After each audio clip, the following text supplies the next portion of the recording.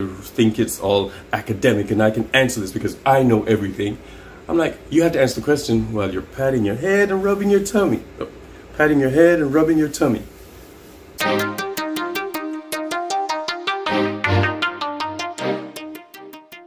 And welcome back to The Angry Teacher. This is Richard Williams, The Angry Teacher. If it's your first time here, this channel is all about things education for the parents, the students, the teachers, everyone who has stakes in the game.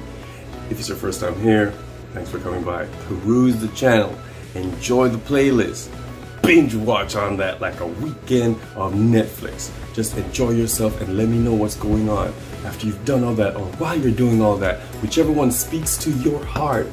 Subscribe, like, and hit the notification bell for the next Angry Teacher dope video because you know it's coming and it will be dope. If you've been here before, thanks for coming by. You know I love you all to death. Thanks for the comments, the likes, the support. You are why the channel exists and I'm so grateful for you, grateful to you. I appreciate you like you'd never understand. Let's get into the video. Now, sometimes it's hard when you have a lot of kids. Sometimes it's hard when you have high schoolers, you know, because teenagers are so angsty about everything. So it's hard sometimes to get them up and moving. But this is how, even if they're not necessarily kinesthetic learners, students need to have some activity. You don't want them to get in the same rut of coming in your class and sitting down in the desk, facing forward, doing this same thing every day. It gets boring and it gets trite and they will not want to continue to do anything, or they're just doing things just to appease a grade and not to learn, not to enjoy themselves in the process. So with that said, here's some things you can do to get your kids up and moving. Just up and moving. I don't want them to be moving too much because that's another thing. Some teachers have them moving so much they're not learning anything. They're just moving around making noise and disturbing other teachers and other students. And every student is not going to like it because some students are more quiet. They like, so you know, you just have to temper it, and that's why we're going to use these different ways to get them up and moving, and it'll help everybody. Okay, so let's get into it. Get crafty. Now, up and moving doesn't mean that they have to be running around the room and driving you crazy, driving all the students crazy, and driving the security crazy, and running in the hallway and all that stuff. Unless it's elementary. Yeah, that was a dig. Anyway, just have them move from where they are. So, you know, put them in a group, or even if you have enough supplies and you have enough stuff for individuals, that's fine too. But have them, they have to get up and go get the Play-Doh. They have to get up and get the colors and to color, or to draw something, they have to go get the craft sticks. They have to go get the poster paper, the chart paper.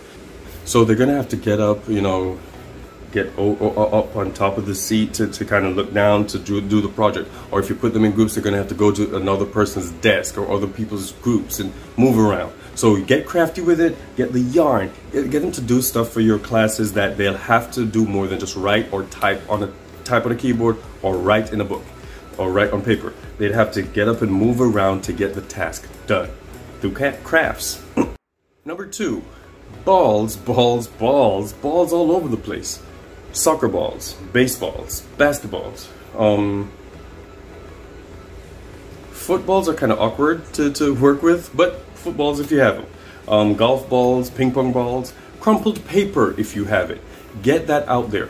Now here's how I do some stuff. I would like have them write something, crumple up the paper, throw it on the floor, and then, or throw it in a bucket or whatever, and then they'll have to go pick it up again.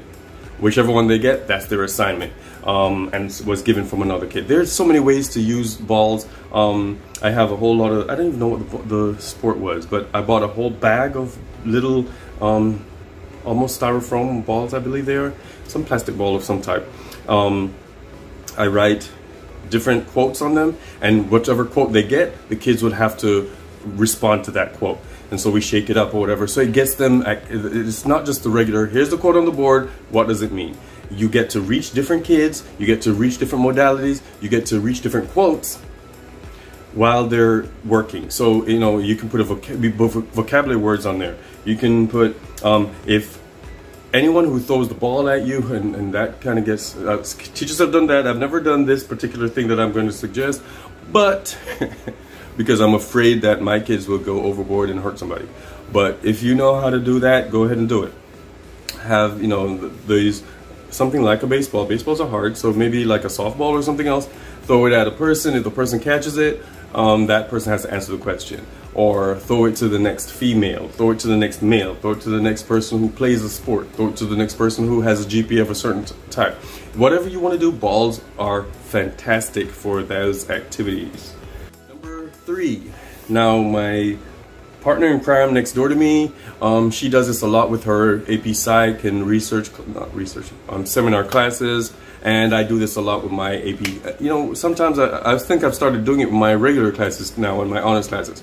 Get them outside. Put them in the hallway. Let's go on a scavenger hunt. She has scavenger hunts all the time. And they go around the building. She set it up with teachers in different locations so they know different things. And the kids have to go around and write stuff down and blah, blah, blah. That's cool. I have kids who go outside and they do their art analyses. I've got kids lining up when we do revisions. They line up and then they have to answer particular questions outside, and that's the only way they can get back inside. I have kids, this game, I don't remember the name of the game right now, but all my stuff is coming from Walmart or dollar store. So whatever you go in there and you see these games, they can go outside, either beyond your class or in the hallway, and just throw stuff around, and while they're studying, while they're working, because it's getting them moving. Even those kids who are quiet and they're not used to movement and they don't expect this, especially from an English class, it still gives them something. They're enjoying their friends, they're enjoying the class because we're moving around and we're doing all this stuff. And even if they don't necessarily enjoy that, we've always had sitting down and doing work from the board for the kids who are always kinesthetic, and they've never enjoyed that. So, you know, every now and then you flip your class and change it up so that every kid gets reached and every kid gets to succeed. Number 4, random questioning with a twist. Now, I've told you before in one of the videos that I have random questionings, and that's how, you know, it kind of keeps kids on their toes. I would just be teaching something, and then whatever comes to me or is an additional to what I'm saying, I would say, oh, by the way, who remembers the author of the blah, blah, blah? What was the theme of the poem of such and such? And then they respond, extra credit. So with that said, here's a twist. And I've used this before, and this is so funny. Sometimes, you know, we forget to go back to the lesson the same day, but it's so much fun. So I'd have kids and I'd ask them questions, and before they start to think it's all academic and I can answer this because I know everything, I'm like, you have to answer the question while you're patting your head and rubbing your tummy. Oh, patting your head and rubbing your tummy. I keep doing that. Patting your, you see how hard that is? So they have to do it that way, and they're like, what? I'm like, yeah, that's the only way I'm gonna take your answer. Or you're rubbing your head and patting your tummy, or you're standing on one leg, or while you're running in a circle, and it throws them off and everybody's like, what the heck is this man doing? But it gets them to pay attention. It gets them to not just think about, and you know what? The person who has answered, they knew the answer, so that's why they were gonna try it, right? But the kid who doesn't know will remember, oh yeah, that was when she was running around in a circle. Now I understand what the theme is of Macbeth. Who knew? So randomly question them with twists. Just throw stuff, whatever comes to your mind that's safe for the kids and safe for you and won't get you in trouble, especially if they're evaluating you on that day. Oh my God, you don't want to do it when they're evaluating. Well, maybe you do. They stay away from my class because I do some crazy stuff up in there. They're like, you know what? Let's just keep walking by this man's room because we don't want to see what he's doing, because, you know, it's just like that. But yeah, the kids get into it. Keep them up and moving. This class will have novelty, and so they'll like going there. It'll make learning fun for those who are kinesthetic learners, and it will make others who are not kinesthetic learners realize that everything is not your way all the time, and I still need to pay attention, right? So that's all the time I have for you right now. Go out there, make it a great day. Go out there and just be great, because you are. Let's just go out there and teach.